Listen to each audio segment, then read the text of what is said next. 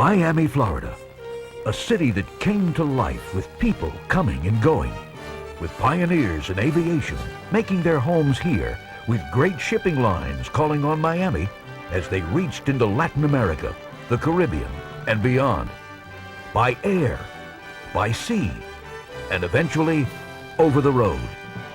It is a history filled with stories and triumphs of pioneers, and tonight we celebrate those whose life's work and accomplishments made international trade here what it is today, a great part of Miami-Dade's economic vitality.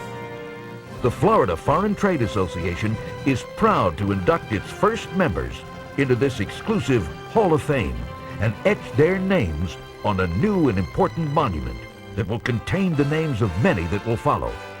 And it all begins tonight.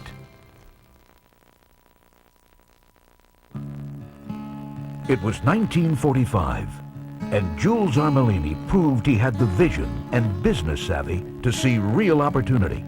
Flowers coming through Miami needed to be taken to market, and Jules had a way to do it. Refrigeration was almost something unheard of back in 1945-46. Our refrigeration was a putt-putt, which is a Briggs & Stratton, we call it putt-putt. It's a Briggs & Stratton engine that we put up in the front of the truck, and inside you had a blower that you, just a blower that they'd use, just blowing air, put it in there. Most people use that to haul produce with, but I put 2 blowers and 2 motors in, because if you don't get the heat out of the flowers, of course they open up. So I was the only guy that ever done that. Nobody did. It was this spirit of leadership that opens the door for Jules Armellini to our Hall of Fame, and we welcome him tonight.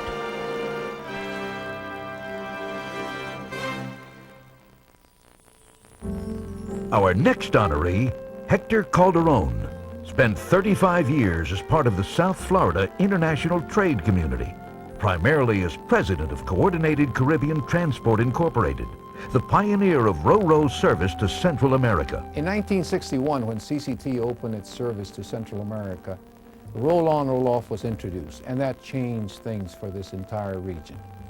During his 25 years with CCT, he played a major role in the economic growth of the greater Miami and South Florida area. Now, today, in 1960, since that time, computers have gotten smaller and faster. Ships have gotten bigger and faster.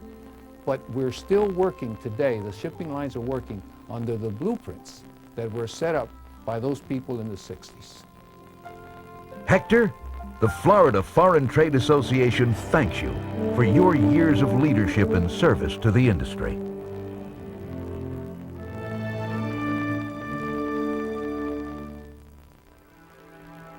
Captain Alvin Chester has made his life around the sea as a military man, as a sea captain, and as a businessman.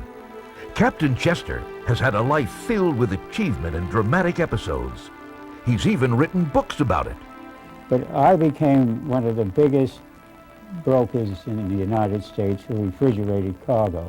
Mr. Chester was a founding partner of W.R. Blackburn and Company, which was incorporated in 1953 as Chester, Blackburn and Roeder Incorporated. The company grew from an investment of $2,400 to an annual gross income exceeding $100 million by 1982, ultimately consolidating over 15 corporations under American Marine Industries. You know, one thing I can say is it's very difficult to get competent men in any business of any type, of any sort. And any good businessman, you cannot do it by race or color or this. In fact, you can't even give your own son's job unless they are the best. The competition is that tough. If you're not the best, you're out. It took a man like Alvin to make it happen. A great reason to honor him tonight.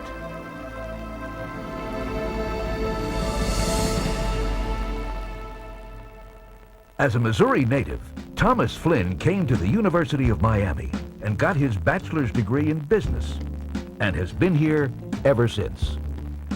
The say the least, everybody down here was young. Everybody down here was willing to work. And we knocked them dead with the complacency of New Orleans, Jacksonville, and New York. We knocked them dead. And for us to work 7 days a week was nothing. I mean, it was a fact. He has spent most of his career in the freight forwarding business. He worked for Three Bay Steamship Line in the 1950s, and in 1959, founding the freight forwarding company that bears his name. The government of Australia even named Tom honorary consul. He served as honorary consul for Panama for 15 years and was a Secretary General of the Consular Corps during the 1980s. We were all working for one goal, that was to put Miami on the map, so we could afford to stay down here and live down here. For everything he has meant to the industry, we welcome Tom into our Hall of Fame tonight.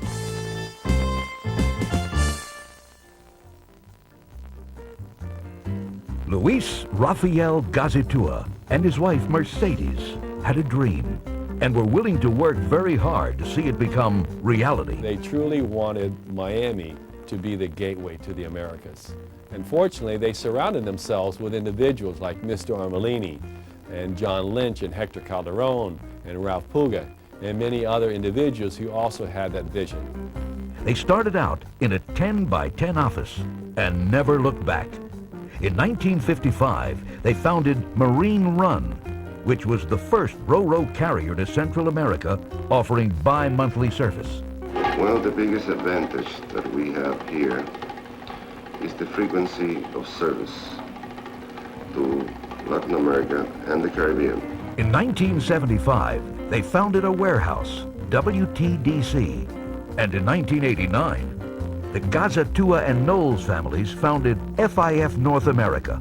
Today, the dream lives on, with sons and grandsons active in international trade and accepting entrance for Luis and Mercedes in our Hall of Fame.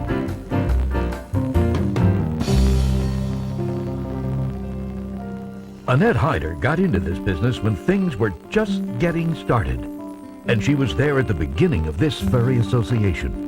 In my home in Miami Springs, and I called a meeting, I called the freight forwarders and said, let's get together. We need to do something. We have to put pressure on the airlines to give us more space to ship, and we have to do this with the steam. Well, there was Gazitua, there was Sid Gluckstedt, and there was Rodriguez, and Frank Tejedor, who was my manager, and myself, the five of us. We met in my home, and we decided, yes, this is what we're going to do. With real drive and gumption, she plowed ahead and started A.S. Hyder Export. She specialized in moving livestock, wholesale flowers, and perishables. They say that if you like what you're doing, you're a success at it. Whether you get paid or not, you're happy. And tonight, for her contributions, we admit Annette Hyder to our Hall of Fame.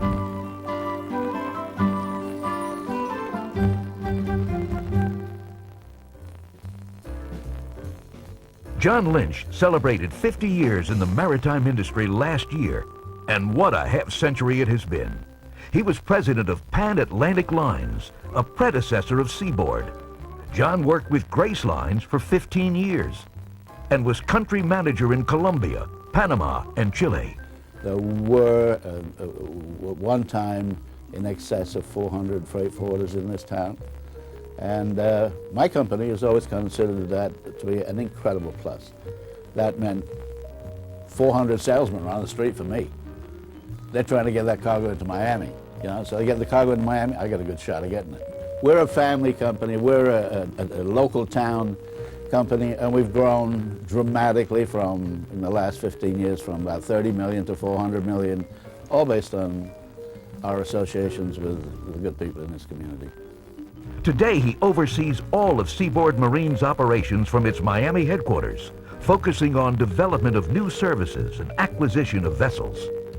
He has done so much for the maritime industry and was a natural choice to be one of our first Hall of Fame honorees.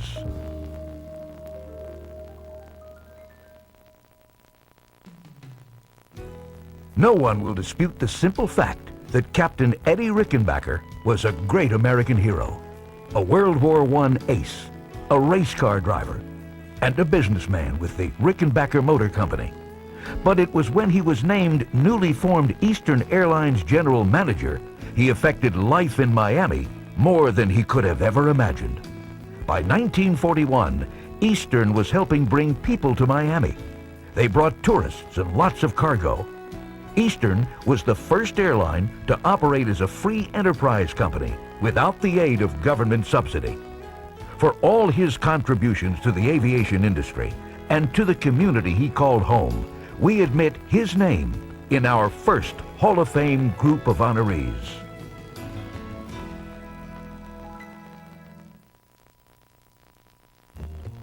His whole life was shipping. As a boy, young Vicente Rodriguez worked in the shipping business of his grandfather in the port of Nuevitas, Camagüey, and Cuba. He was running the company by 1940. He went to Havana in 1953 to organize Naviera Vacuba, which was to operate 4 Cuban cargo vessels. Vicente came to Miami as a political exile in 1961, and that same year, he and a few others organized Florida Lines, which began providing regular service to the Caribbean. In 1970, he was named President of Ships Operators of Florida until 1973, when he founded Rodson Shipping, from which he retired as president in 1991.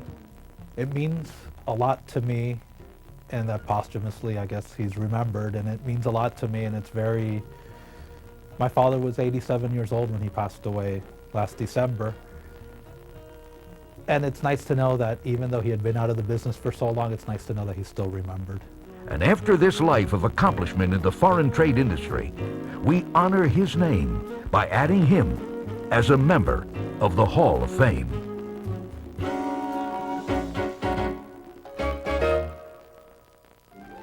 The history of aviation has many chapters on the life and accomplishments of Juan Trippe, an early aviator and entrepreneur. The Yale graduate first tried a career with an investment banking firm before returning to the skies he loved. Juan founded Long Island Airways in 1923. In 1924, he helped organize the Colonial Air Transport and served as its first managing director. Colonial was awarded the first domestic airmail route by the federal government, which linked Boston, Hartford, and New York. In 1926, he founded Pan Am, the first international airline which operated between Florida and Cuba. He was a great innovator, using multi-engines and radio technology. He is known for Pan Am's Clipper service that found Miami a perfect base. When he retired, Pan Am served 85 nations on 6 continents, and he was the nation's most decorated person. Pan Am was a large part of Miami's early aviation leadership, and for this, we thank Juan Trippe and enter his name in our Hall of Fame.